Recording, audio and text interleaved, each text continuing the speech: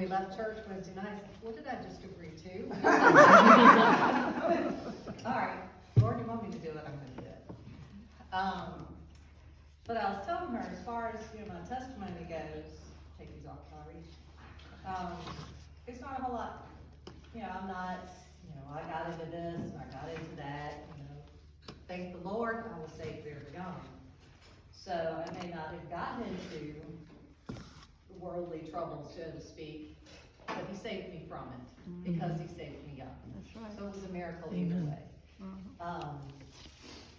But you think back, as we mentioned earlier about today being 9/11, the days you remember. I don't remember the date I was saved. I don't remember how old I was. I know it was under 10, probably 8-ish. But I can tell you, I was sitting at Goodwill Baptist Church, upstairs in the big room, they called it. And it had this old white and blue speckled tile on the floor. I mean, it's very vivid. I was sitting in the back, my mom was beside me, David Brown was speaking, and I knew I was lost. It's that vivid, so it's a day I will definitely always remember, like we do with something like 9/11. But, being so young, I don't think I fully understood what that salvation meant, what was sacrificed for me, until I got to high school. I went to Richmond Christian School here up the road. Well, this particular instance, it was when it was over on Newton's Bridge, but it's up here on RC at Belmont now. We had a student in there, his name was Bobby Marner. He ended up being a state trooper, but he was a godly man, even as a teenager. And he brought a chapel service, and when he spoke about everything Jesus went through before he died. All of the ridicule and the beating, and it was like, wow, that was for me. So that became real. But being the stubborn person that I am, it still didn't really sink in until I went to college. I went to Cedarville University up in Ohio, fantastic school, if anybody's looking for it. And it was during those 4 years that it's like, okay, these aren't just stories. These are people. Abraham was real. Isaac walked the earth. Adam was in the garden. I mean, this was reality. But before then, they were stories. And it's taken me a long time to get to a point to realize how applicable God's Word is and how it's still relevant. But if I could get real with you for a moment, I'll be honest with you, I'm an emotional train wreck right now. Life is hard.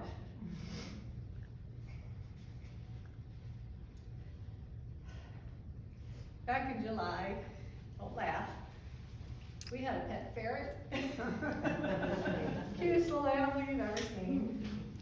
And we only had her 2.5 years, and she died back in July, kind of unexpectedly. Then my husband lost his job. So if anybody knows a good, decent paying job, please let us know. And then this week, my son wrecked my husband's car.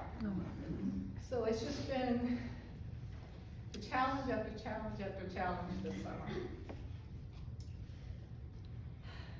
But in God's timing, He put me in a Bible study with my daughter at her church. She goes to Swift Creek Baptist. Over the summer, it was called Trustworthy. And it went through 1st and 2nd Kings and just kept, looking at the cycle of the Israelites and how we are so quick to judge. Why can we never learn those lessons? And then you look at yourself. We've been through job loss before. We'll get through it again. So why am I a disaster right now, emotionally? When I know that, as I keep going back to that Bible study, God is trustworthy. That's right.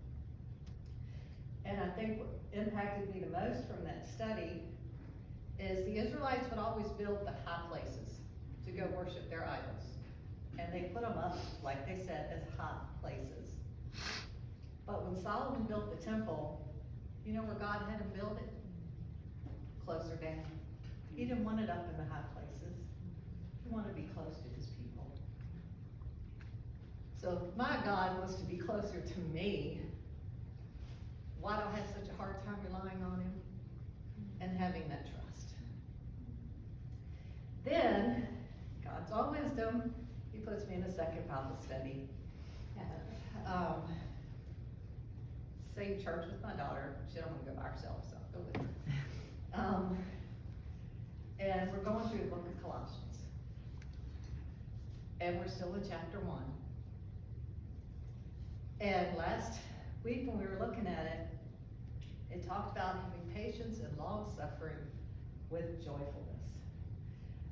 And I read it the same time my daughter read it, and we kind of looked at each other and pointed to the page. It's like, okay. I know. How do you keep joyful when you're going through so much? But then I turn it around and I give myself the guilt.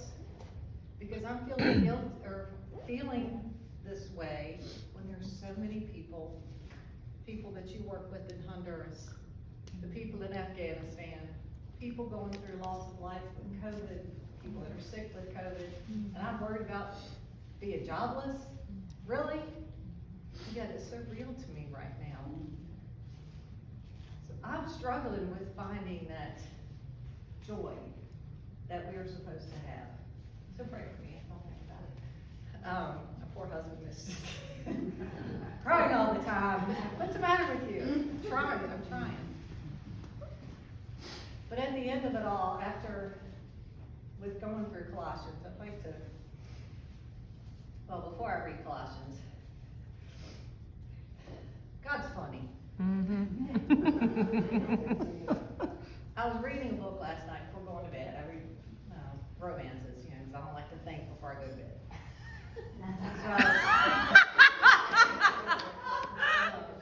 So, reading a Christian romance last night, and in there, the character in the story said she was going through some troubles, and so they put this verse in there as far as something she discovered in her reading. This is from 1 Peter 4. Beloved, think it not strange concerning the fiery trial which is to test you, as though some strange thing happened to you. But rejoice. There's that stinking word again. Rejoice, inasmuch as ye are partakers of Christ's sufferings, that when his glory shall be revealed, you may be glad also with exceeding joy. There's that joy word again. And I am so struggling with that. But he keeps throwing this back at me, and it's not nice. But what I hope, I was talking to my boss about this too. Thankfully, I have a Christian boss. What is God trying to teach me through all this? I'll be glad when that lesson's learned. I'm tired of going through this. But you have to learn it first. But in this Colossians study, it's a prayer that Paul has for the people at Colossae, and I just want to read that to you. For this cause we also, since the day we heard it, do not cease to pray for you, and to desire that you might be filled with the knowledge of his will in all wisdom and spiritual understanding, that you might walk worthy of the Lord unto all pleasing, being fruitful in every good work, and increasing in the knowledge of God, strengthened with all might according to his glorious power, with all patience and long suffering with joyfulness. So again, pray for me that will, because I so much want to walk worthy. I want to be able to hear said, well done. And having 2 kids at home still, I want them to see the example that they need as well. So if y'all would, like again, pray with me about that, I would appreciate that. Not sure how to really conclude, so I guess I'll put that back on y'all. But I hope y'all were blessed by that. Yes.